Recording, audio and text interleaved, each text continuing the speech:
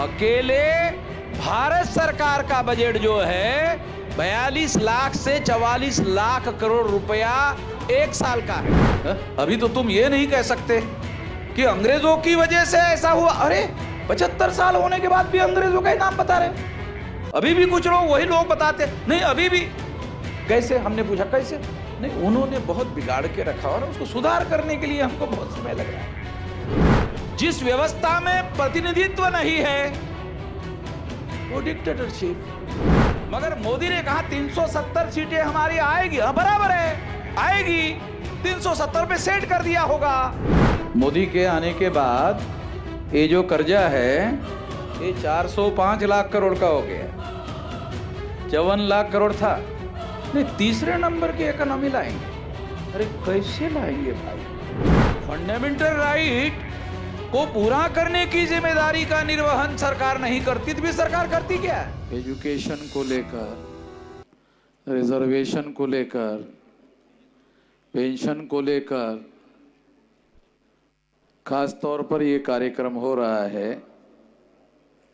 महाराष्ट्र में स्कूल को बचाने के लिए, एजुकेशन को बचाने के लिए, टीचर्स लोगों को बचाने के लिए, आरक्षण को बचाने के लिए खास तौर पर ये कार्यक्रम आयोजित किया गया है। साथियों, ये कार्यक्रम क्यों रखा गया है? मैं ऐसा मानता हूं, आजाद भारत में 26 जनवरी 1950 को और 26 जनवरी 1950 के पहले इस देश में एजुकेशन को सभी लोगों के लिए, यानी एजुकेशन सार्वत्रिक होना चाहिए, सभी लोगों के लिए खुला होना चाहिए, सभी लोगों के लिए ओपन होना चाहिए। यह काम 26 जनवरी 1950 के पहले नहीं होता था। इस बात को इस देश में मान्यता नहीं थी।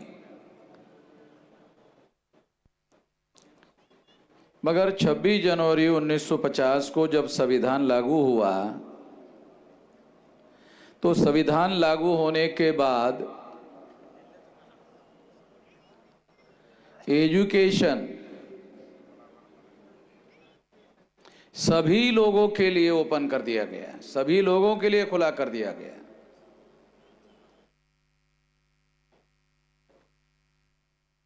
जो एजुकेशन सब लोगों के लिए खुला कर दिया गया था, ओपन कर दिया गया था, और जिस संविधान ने एजुकेशन को फंडामेंटल राइट स्वीकार किया था, एक बहुत बड़ा बदलाव प्राइवेटाइजेशन के बाद में आया है। वो क्या आया है? प्राइवेटाइजेशन के बाद हायर एजुकेशन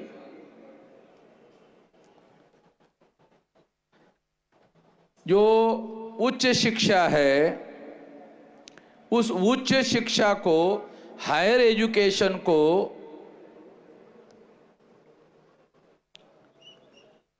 फंडामेंटल राइट होने के बावजूद भी उसका प्राइवेटाइजेशन किया गया, यानी उसको फ्री एजुकेशन से मुक्त कर दिया गया। यानी अब हायर एजुकेशन सभी लोगों को फ्री में नहीं मिलेगा। मैं ये बात खास तौर पर आप लोगों को बताना चाहता हूं कि 26 जनवरी 1950 को जो संविधान लागू हुआ, उस संविधान ने एजुकेशन को मौलिक अधिकार, फंडामेंटल राइट घोषित किया।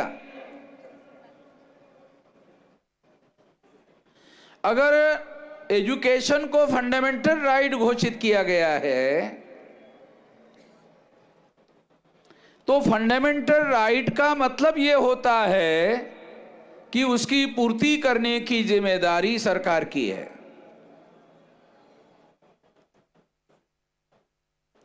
उसकी पूर्ति करने की जिम्मेदारी सरकार की है। फंडामेंटल राइट पूरा करने की जिम्मेदारी सरकार की है। जैसे कोई भी आदमी आजाद भारत में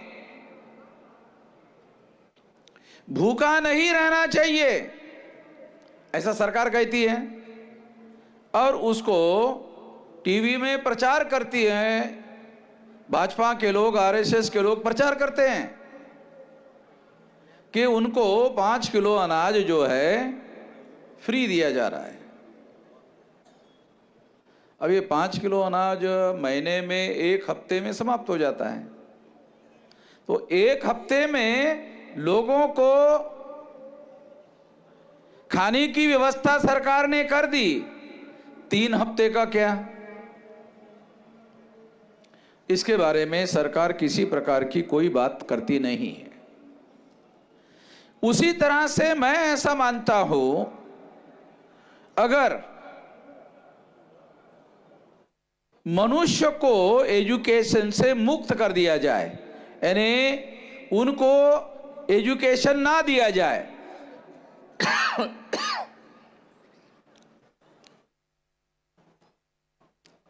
क्या जानवर महाराष्ट्र में या देश में स्कूल में जाते हैं?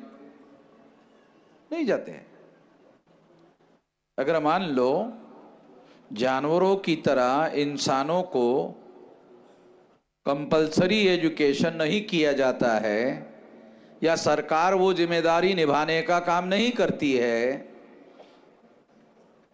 फंडामेंटल राइट होने की वजह से ये जिम्मेदारी सरकार की है।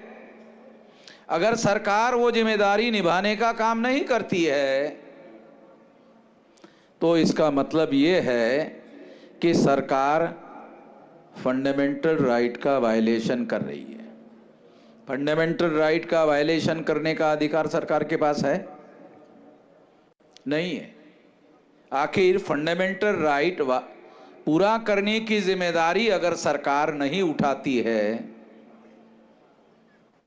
फिर सरकार क्या करती है? फिर सरकार करती क्या है? फंडामेंटल राइट को पूरा करने की जिम्मेदारी का निर्वहन सरकार नहीं करती, तो फिर सरकार करती क्या है?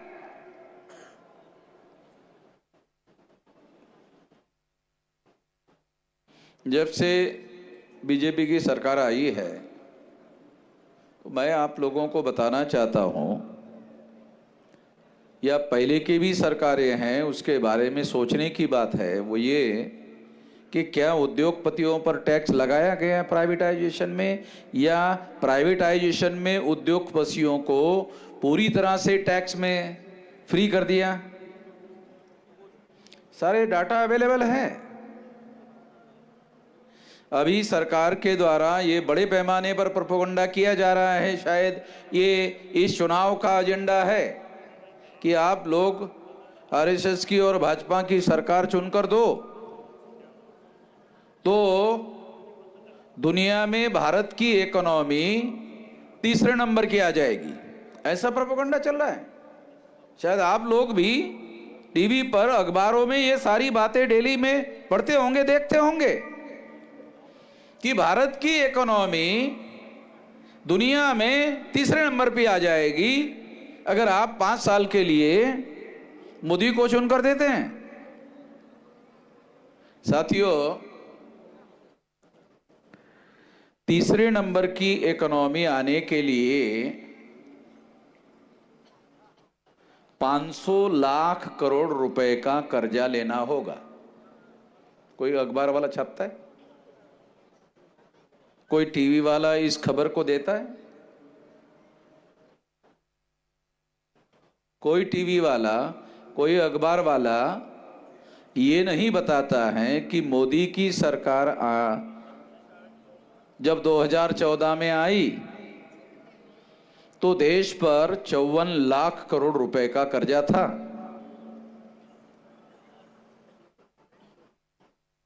देश पर 54 लाख रुपए का 54 लाख करोड़ रुपए का कर्जा था।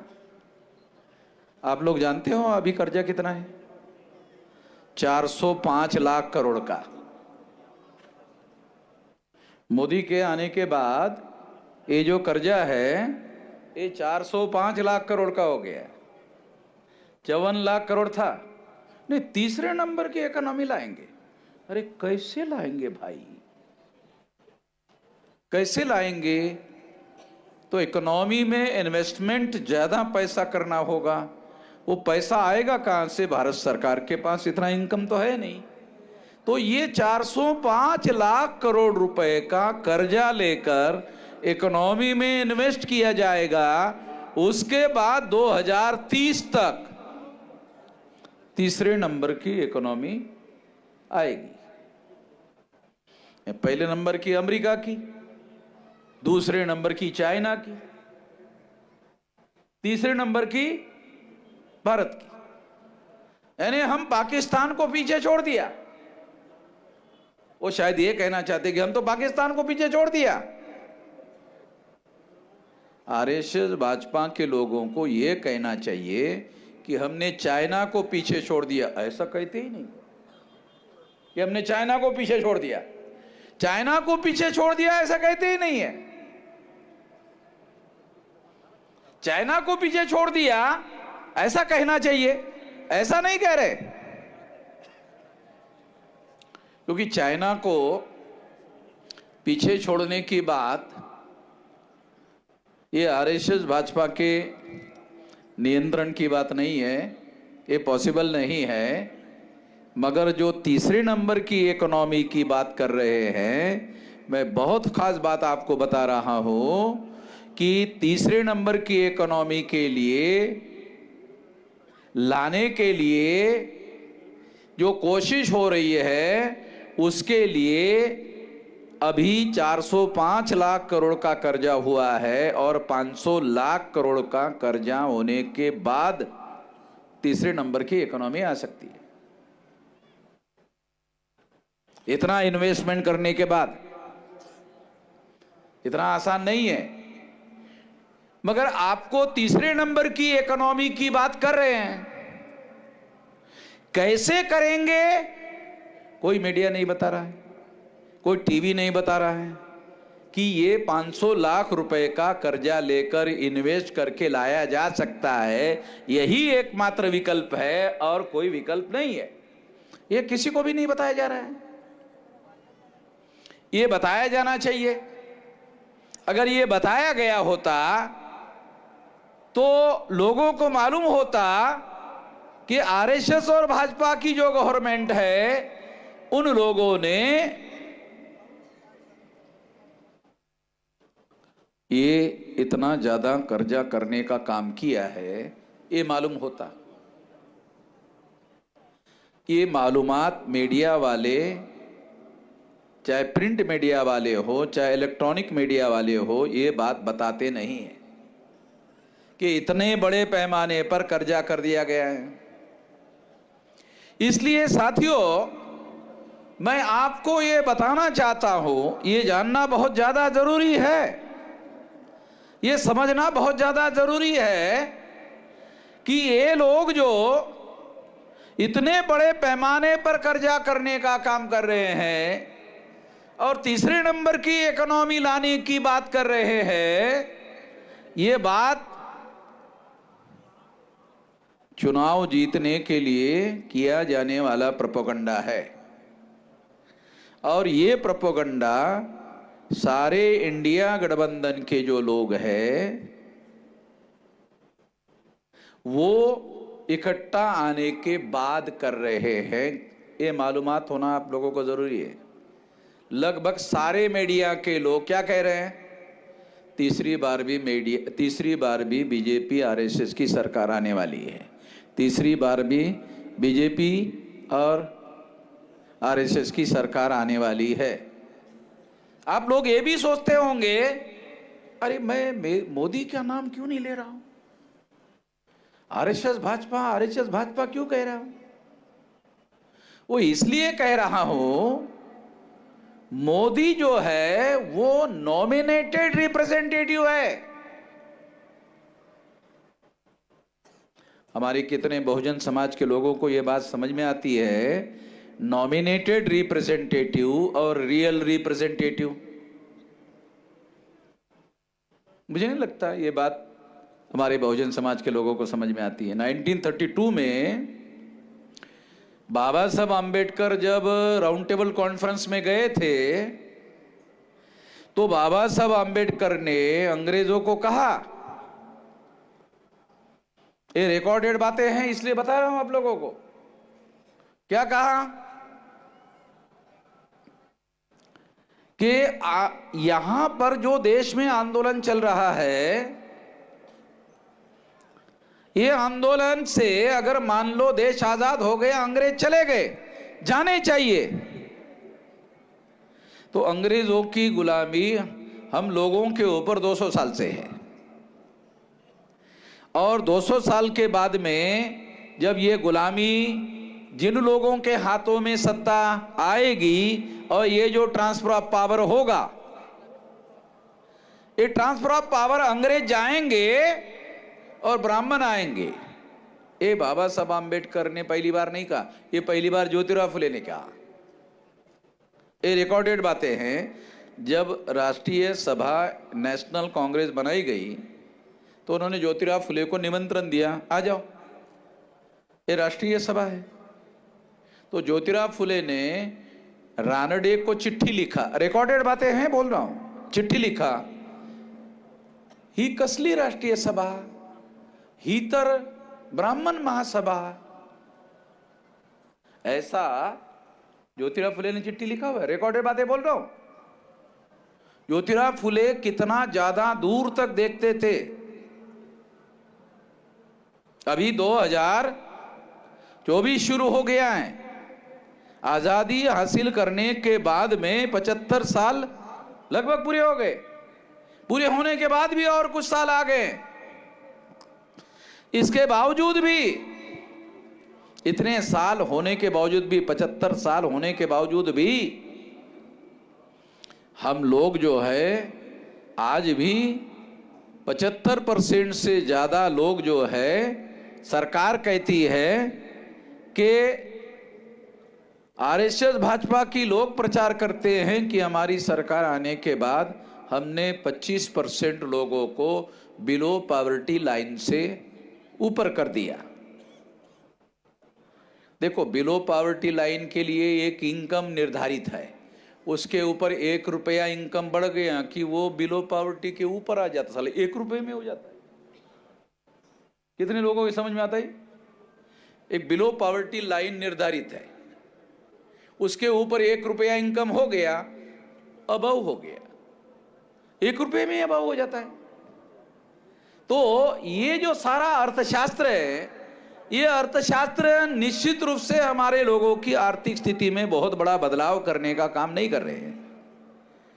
आज देश में आप सुनकर हैरान हो जाओगे, आप लोग सुनकर हैरान हो जाओगे, 42 से लेकर 44 लाख करोड़ रुपए का साल भर का बजट है। एक साल का बजट भारत सरकार का, राज्य सरकारों का बजट मैं उसमें नोट नहीं कर रहा हूं। राज्य सरकारों का बजट अलग है, महानगर पालिका का बजट अलग है, जिला पंचायत का बजट अलग है, तालुका पंचायत का बजट अलग है, ग्राम पंचायत का बजट अलग है। अकेले भारत सरकार का बजट जो है 42 लाख से 44 लाख करोड़ रुपया एक साल का है। पैसे की कमी नहीं है, पैसे की कमी, जो लोग ऐसा कहते हैं कि पैसे की कमी है, कहां पर कमी है? इतने लाख करोड़ रुपए का साल भर का बजट है। इसलिए बिलो पॉवर्टी लाइन में भी 75 साल आजादी को होने के बाद भी अभी भी लोग बिलो पॉवर्टी लाइन में, अभी भी लोग 75 साल में जो लोग ऐसा कहते थे कि अंग्रेजों की वजह से, अरे अभी तो 75 साल से तुम हो, अभी तो तुम ये नहीं कह सकते कि अंग्रेजों की वजह से ऐसा हुआ। अरे 75 साल होने के बाद भी अंग्रेजों का ही नाम बता रहे। अभी भी कुछ लोग वही लोग बताते नहीं, अभी भी। कैसे? हमने पूछा कैसे? नहीं, उन्होंने बहुत बिगाड़ के रखा और उसको सुधार करने के लिए हमको बहुत समय लग रहा है। प्रोग्रेस तो उसके बाद में होगा, विकास तो उसके बाद में होगा, पहले वो जो बिगाड़ा हुआ है उसको हमको सुधार करना होगा। तो मैं आप लोगों को बताना चाहता हूं कि ये जो कुछ हो रहा है ये बात सही नहीं है, इसलिए इसमें बदलाव करने की जरूरत है, इसमें परिवर्तन करने की जरूरत है। तो इसमें परिवर्तन कैसे होगा? तो हम लोगों ने परिवर्तन करने के लिए प्लान बनाया है। वो बात मैं आप लोगों को सार्वजनिक रूप से बताता हूं। आपको जो करना है कि आपको देश में 12 लाख से लेकर 15 लाख बूथ लेवल पर ये हमारे देश में चुनाव होता है। अभी जो 2024 में लोकसभा का चुनाव होने वाला है, और आप लोगों को लगभग 12 लाख से लेकर 15 लाख बूथ लेवल पर वोट डालने के लिए जाना होगा। तो आप लोगों को बूथ लेवल की कमेटियां बनानी होगी। जो समस्याओं का समाधान आजाद भारत में हो चुका था,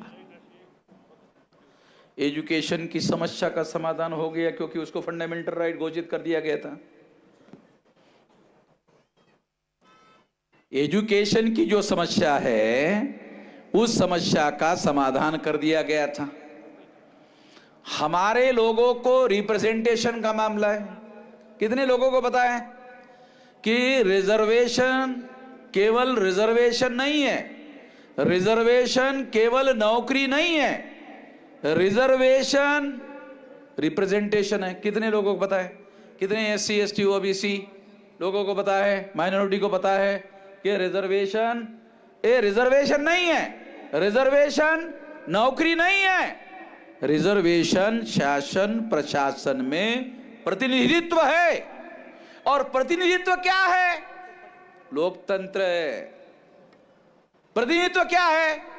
मान लो जिस व्यवस्था में प्रतिनिधित्व नहीं है वो डिक्टेटरशिप, जिस व्यवस्था में प्रतिनिधित्व है डेमोक्रेसी। बहुत जो डेमोक्रेसी की बहुत लंबी लंबी डिफिकल्ट व्याख्या लोग करते ना, बहुत सिंपल आप लोगों को आपको समझ में आने वाली भाषा में बोलता हूं। इसका मतलब है कि रिप्रेजेंटेटिव सिस्टम ही डेमोक्रेसी है। रिप्रेजेंटेटिव सिस्टम में रिप्रेजेंटेटिव अगर माइनस कर दो तो डेमोक्रेसी खत्म हो जाती है। मान लो रिप्रेजेंटेशन रख दिया जाए और रिप्रेजेंटेटिव को पार्लियामेंट में बोलने के अधिकार से वंचित कर दिया जाए, तो फिजिकली तो रिप्रेजेंटेटिव दिख रहा है मगर उसको बोलने पर पाबंदी लगा दी जाए तो रिप्रेजेंटेशन खत्म हो जाता है। इस मुद्दे पर गांधी जी का बाबा साहब आम्बेडकर का झगड़ा हुआ। बाबा साहब आम्बेडकर ने राउंड टेबल कॉन्फ्रेंस में यह मुद्दा उठाया कि अगर आप ट्रांसफर करते हो, ट्रांसफर ऑफ पावर करते हो, तो ट्रांसफर ऑफ पावर में हमें हिस्सेदारी चाहिए, रिप्रेजेंटेशन चाहिए। 17 अगस्त 1932 को रिप्रेजेंटेशन का अधिकार बहाल कर दिया गया और 17 अगस्त 1932 को जब रिप्रेजेंटेशन का अधिकार शेड्यूल कास्ट शेड्यूल ट्राइब के लोगों को बहाल कर दिया गया, उसके विरोध में गांधी जी ने आमरण अनशन कर दिया। आमरण अनशन के बाद में जो रिप्रेजेंटेशन एससी एसटी को बहाल कर दिया गया था वो पुनः पैक्ट से खत्म कर दिया गया और जॉइंट इलेक्टेड लाया गया। जॉइंट इलेक्टेड की वजह से हमारा जो आदमी, हमारे लिए लड़ने वाला प्रतिनिधि जो पार्लियामेंट में होना चाहिए था वो नॉमिनेटेड हो गया। तो उस समय नॉमिनेटेड शब्द आया था। गांधी जी को और बाबा साहब आम्बेडकर की जो लड़ाई है वो क्या लड़ाई थी? बाबा साहब की खेती थी, गांधी जी भी की खेती थी, आणि मराठीत जर बोलायचं झालं तर बाबासाहेबाची शेती आणि गांधीजींची शेती धुरेला धुरा लागला होता, असं काही होतं का? है? आणि मग गांधीजीच्या शेतीमधून ढोरं डंगर बाबासाहेबाच्या शेतीत जात होती आणि बाबासाहेबाची ढोरे डंगर गांधीजीच्या शेतात जात होती आणि त्यामुळे गांधीजीचं आणि बाबासाहेबाचं दररोज भांडण होत होतं. असं काही भांडण होतं का? ऐसा कुछ भी नहीं था.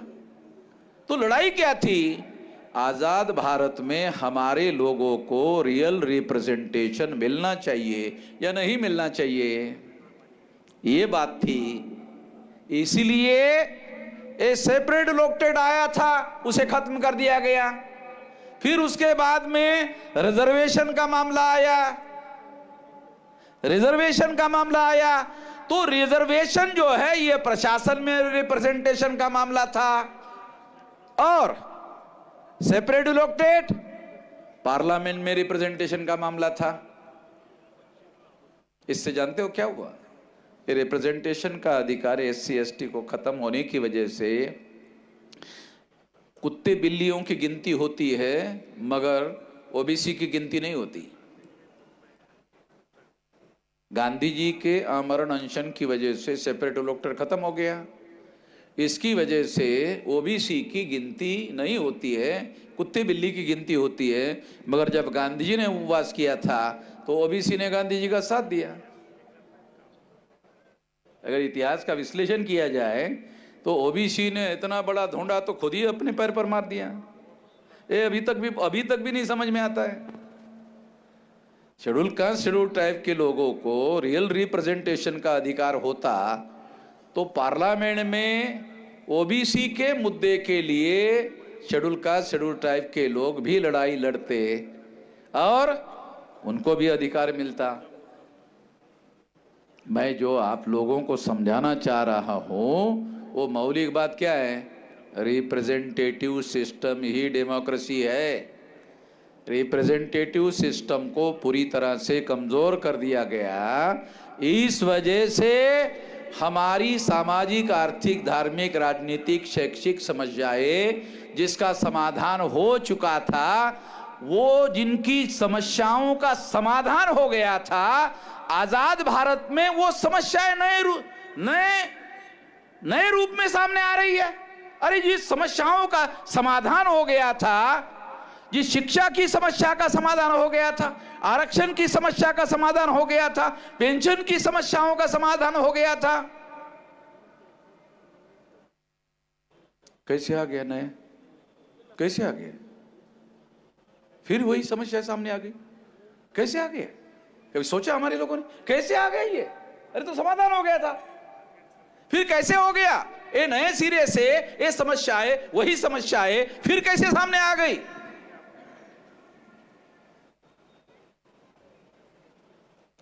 हमारे लोग सोचते नहीं है. उसका मूल कारण है EVM. आपके पास वोट का अधिकार है. वोट का अधिकार हमारे लोग बोलते रहते संविधान बचाना जरूरी है, संविधान बचाना जरूरी है, संविधान बचाना जरूरी है, संविधान खतरे में. अरे वोट खतरे में है, वोट नहीं बचा पा रहे हो, संविधान बचाने की डींगे हाँकते रहते हो. वोट बचाओ ना पहले. वोट बचाओगे, अगर आपने वोट को बचा लिया तो संविधान बदलने वालों को बदल सकते हो. नहीं समझ में आता इतना सिंपल बात? अगर आपने वोट को बचा लिया तो संविधान बदलने वालों को बदल सकते हो. अगर आपने संविधान को बदलने वालों को बदल दिया तो आप संविधान को सिक्योर कर सकते हो. संविधान बचाने की बातें कर, अरे पहले वोट को बचाओ भाई. और वोट EVM की वजह से खतरे में आ गया. EVM से वोटों की चोरी की जाती है. ये EVM क्या है? टेक्नोलॉजी है. चांद के ऊपर यान भेज दिया और बॉम्बे में इसरो में बैठे इंजीनियर क्या बोलते हैं, अरे नहीं वो यान जो है ना चांद के ऊपर, उसमें थोड़ा खराबी आ गई है तो बॉम्बे में बैठे बैठे हम दुरुस्त करते. अरे चांद पर यान है और बॉम्बे में बैठे बैठे दुरुस्त कर रहे हो.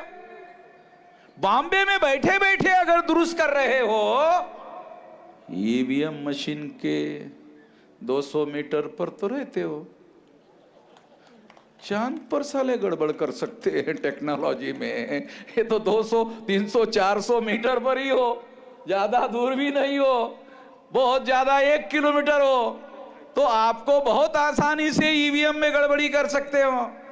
टेक्नोलॉजी में मान लो सेट कर दो, आपको सिंपल लॉजिक बताता, सेट कर दो 50% मोदी को, 50% सबको। जो भेदभाव का आरोप लगाएगा बोलेगा अरे 50% आप लोगों को है भाई, हमको तो केवल 50% है। आंकड़े देखो, आपको चुनाव आयोग के आंकड़े बता रहा हूं, आंकड़े देखो, 50 का आंकड़ा मोदी के नाम पर जमा है। अरे आप समझ नहीं रहे हो, मोदी के नाम पर 50 का आंकड़ा जमा है, और 50 का आंकड़ा सारे लोग, सारे पार्टी के नाम पर जमा है? ये आंकड़े हैं, चुनाव आयोग के साइट पर पड़े हुए हैं।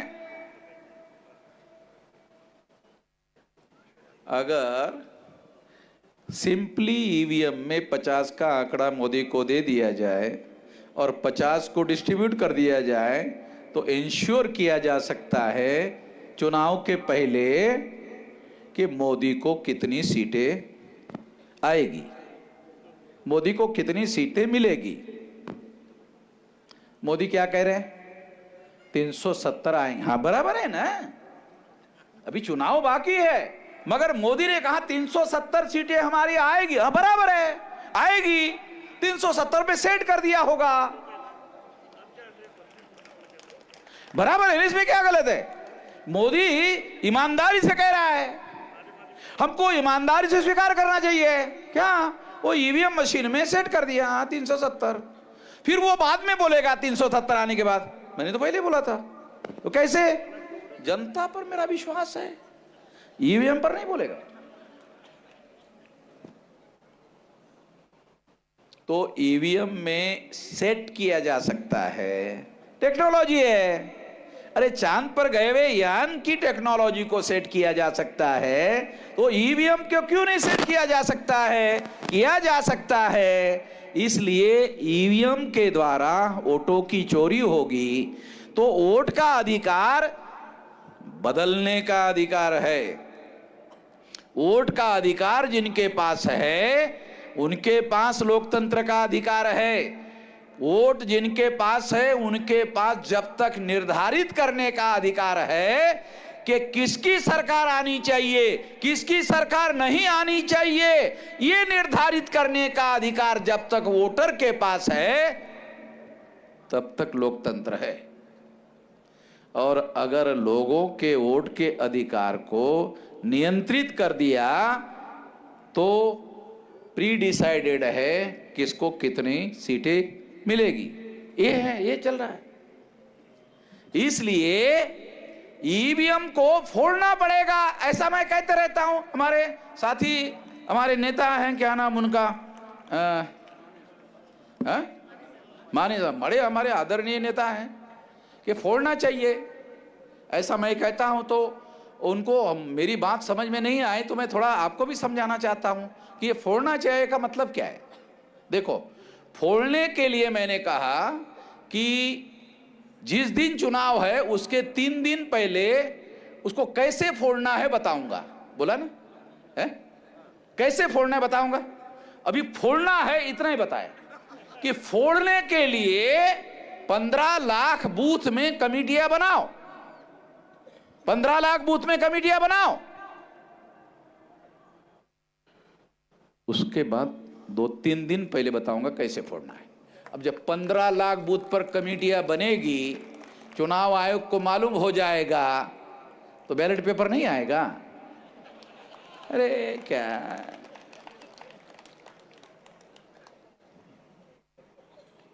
नहीं, आप लोगों के समझ में आ रहा है? आ रहा है?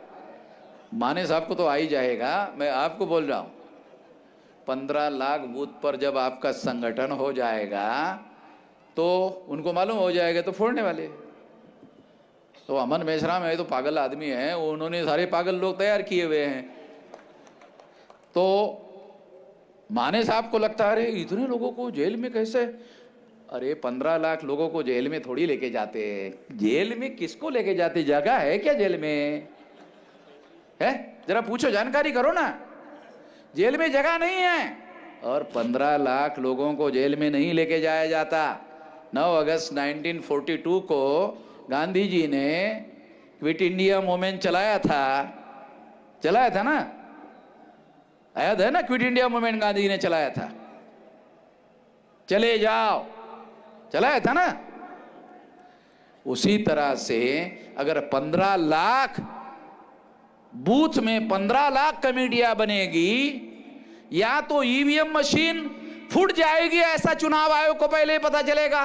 जब पहले ही पता चलेगा तो बदल देगा, बैलेट पेपर कर देगा। कुछ लोगों को यह भी समझ में नहीं आता, बैलेट पेपर के लिए आखिरी कैंडिडेट जब फॉर्म भरता है ना, उसके बाद छपाई होती है। हमारे लोग अधिकारी कर्मचारी है, उन लोगों को ज्यादा मालूम है। मेरे को तो, मैं तो लड़ाई लड़ने वाला आदमी हूं। अरे आखिरी फॉर्म भरने वाला जो आदमी है, वो फॉर्म भरने के बाद बैलेट पेपर छपाई का ऑर्डर होता है। ईवीएम मशीन 6 महीने पहले बनाना पड़ता है पता है? ईवीएम मशीन को 6 महीने पहले बनाना पड़ता है। बैलेट पेपर में तो आखिरी आदमी जब फॉर्म भरता है उसके बाद छपाई का ऑर्डर होता है। कोई ज्यादा समय नहीं लगता। इसलिए बैलेट पेपर, अरे बहुत समय लगेगा, ये लगेगा, वो लगेगा, विश्राम जी आपने ध्यान नहीं रखा, ये नहीं किया। अरे यही बता रहा हूं, आखिरी फॉर्म भरने के बाद छपाई का ऑर्डर होता है, उसमें कोई दिक्कत नहीं है बैलेट पेपर के लिए। मगर अभी आपने चंडीगढ़ में जो गड़बड़ हुआ ना, बीजेपी ने किया, आपने देखा टीवी पर? चंडीगढ़ में बीजेपी के लोगों ने गड़बड़ी करके चुनाव अपना जितवाने की कोशिश किया ना, बैलेट पेपर की वजह से वो चोरी पकड़ी गई और चुनाव आयोग ने रिजल्ट बदल दिया और बीजेपी वालों के विरोध वाला जो पार्टी है उसको वहां का मेयर पद दे दिया। ऐसा हो सकता है, ऐसा हुआ है। तो बैलेट पेपर में गड़बड़ी हो भी सकती है, तो हुई गड़बड़ी को पकड़ा भी जा सकता है। ईवीएम में तो पता ही नहीं चलता, गड़बड़ी हो भी जाती है और पता भी नहीं चलता।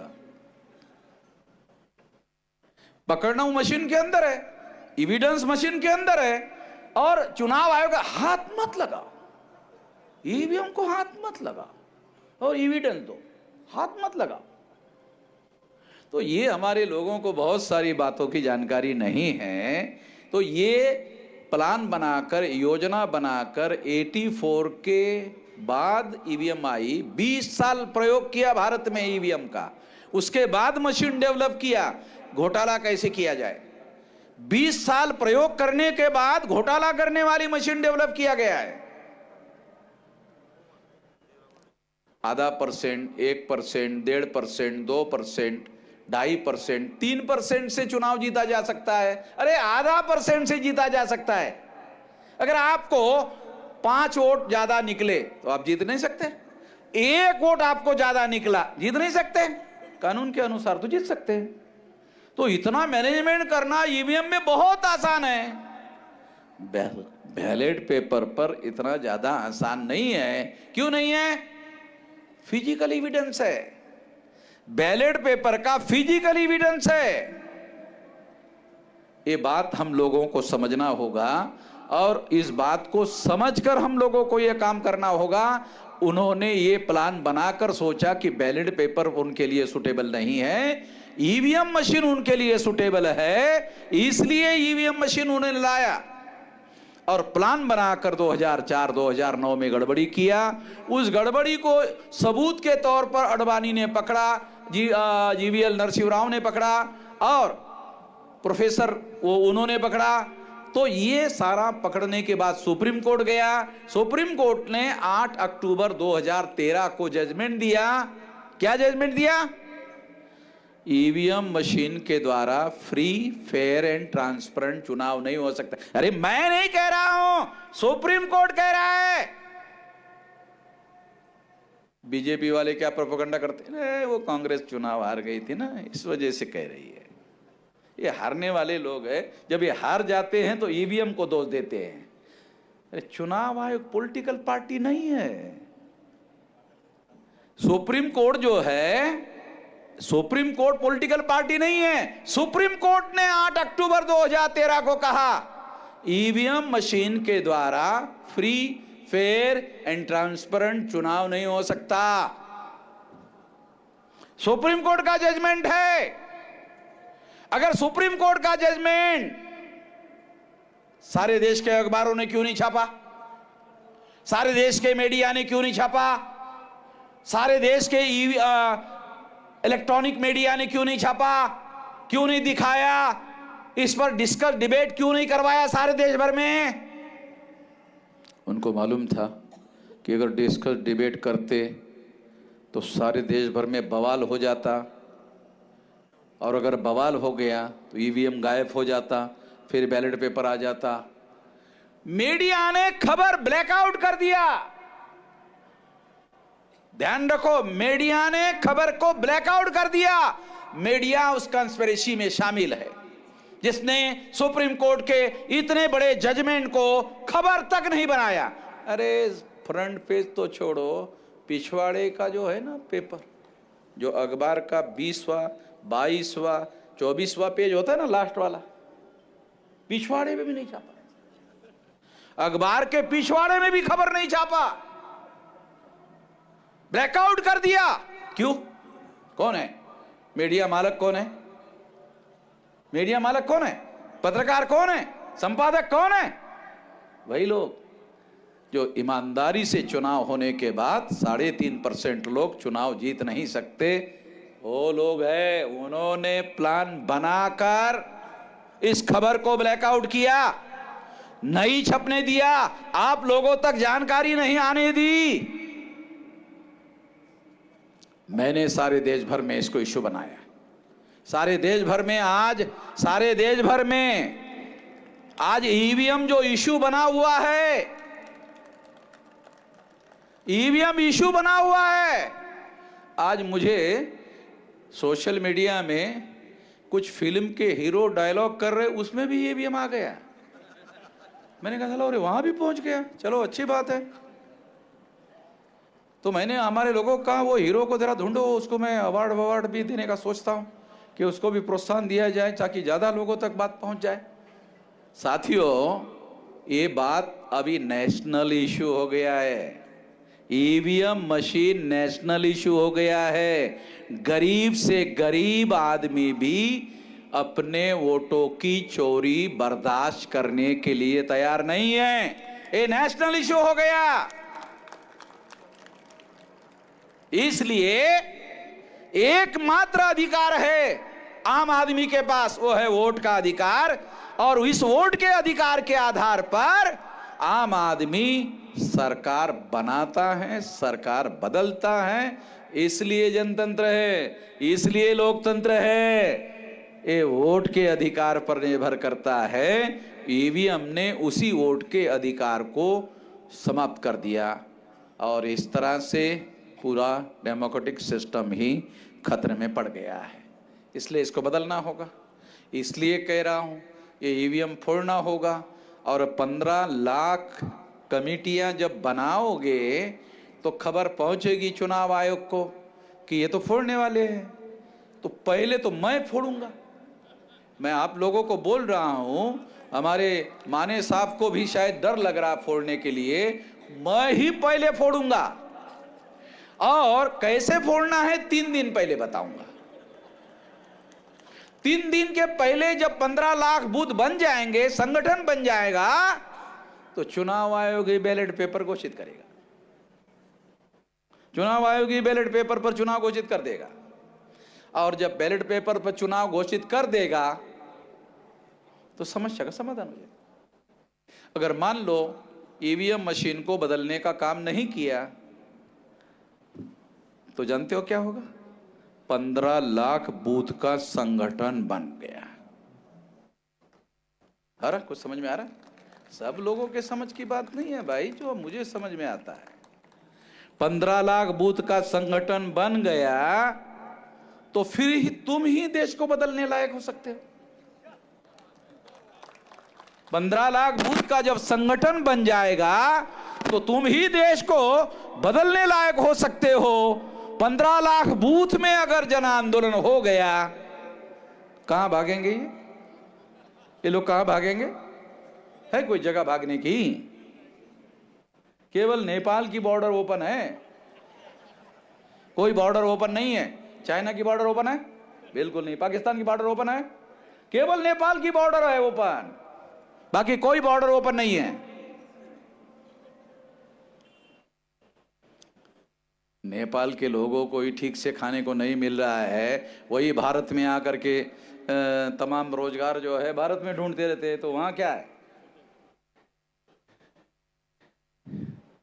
साथियों, हम लोगों को जो बात मैं आपको समझा रहा हूं, अगर आपने फोड़ने के लिए 15 लाख कमेटियां बनाई तो फोड़े बगैर ही आपका मामला हल होगा, फोड़ने की जरूरत नहीं होगी। अब फोड़ने की जरूरत होगी तो 3 दिन पहले बताऊंगा। जिसको समझ में आता है वो समझने की कोशिश करे, समझ में नहीं आता है तो एक काम करे, वामन मेश्राम का मामला है वो देख लेगा यार, हमें क्या मतलब है, वो बताएगा वो करेंगे, इतना करो। सारा काम हमको सोचने की जरूरत नहीं है, होता भी नहीं है सब लोगों को सारी चीजें समझने का। इसलिए साथियों, मैं आप लोगों को जो बात बता रहा हूं, हम लोगों को इस दिशा में आगे बढ़ना होगा। रहा घुमंतु जातियों का, भटके हुए मुक्त जाति के लोगों का, तो मैं आपको बताना चाहता हूं कि उसके लिए भी माने साहब ने कहा, उसका भी हमने संगठन बनाया हुआ है, राष्ट्रीय स्तर का संगठन बनाया हुआ है। उनको लोगों को भी, अभी ये संचालन करने वाले हमारे ये थे, भटके हुए मुक्त के थे, तो हमारे पास जो लोग हैं वो सारे देश भर में संगठन बना हुआ है। और 2030 ज्यादा नहीं है लंबा, यहां बैठा हुआ कोई भी आदमी मरने वाला नहीं है। 2030 तक ये जो जिन लोगों ने देश को गुलाम बना के रखा, वो सारी बात को हम लोग बदलने लायक हो जाएंगे, ऐसा मेरा मानना है। इसलिए हम लोगों को बदलने के लिए अपने आप को तैयार करना चाहिए, और इस बात को तैयार करने के लिए हम लोग 15 लाख बूथ लेवल की कमेटियों को बनाने का काम करना चाहिए। अगर ये काम आप करते हो तो हमारी सारी समस्याओं का समाधान हो जाएगा। या तो ईवीएम मशीन बदलेगा, या तो हमारे संगठन की शक्ति इतनी होगी कि हम लोग संगठन शक्ति के बल पर व्यवस्था को बदलने के लिए कामयाब हो जाएंगे। दाइदर और दोनों स्थिति में हम लोग कामयाब हो जाएंगे, ऐसा मेरा यकीन है, ऐसा मेरा विश्वास है। इस यकीन और विश्वास के साथ आपने मेरी बात ध्यान से सुनी, इसके लिए आभार, धन्यवाद। धन्यवाद मूल्यवासी नायक मान्यवर वामन मेश्राम साहेब। काही जन आंदोलन निधी द्यायचा राहिलेला आहे, कार्यकर्त्यांनी थोडा वेळ थांबायचा आहे। त्याचबरोबर बार्टी संशोधक विद्यार्थी 2022 हे विद्यार्थी आणि विद्यार्थिनी साहेब आपल्या मुलाबाळांना घेऊन त्या ठिकाणी आंदोलन करतायत, आपल्याला निवेदन देऊ इच्छितात। पटकन किरण। सीमा वानखेडे, पल्लवी गायकवाड, प्रकाश पट्टेकर, आनंद लवाळे, प्रकाश तारू आणि किरण कांबळे, BVCS अध्यक्ष महाराष्ट्र प्रदेश। पटकन पटकन। हे साहेब 42 दिवस झाला आझाद मैदानावरती आपली मुलं बाळ घेऊन हे विद्यार्थी आंदोलन करत आहेत, यांची दखल आपण घ्यावी माननीय वामन मेश्राम साहेब आणि मान्यवर पवार साहेब। त्याचबरोबर माननीय BT गेडाम साहेब, पिंपरी चिंचवड युनिट यांच्याकडून 25,000 रुपयाचा जन आंदोलन निधी येते साहेबांना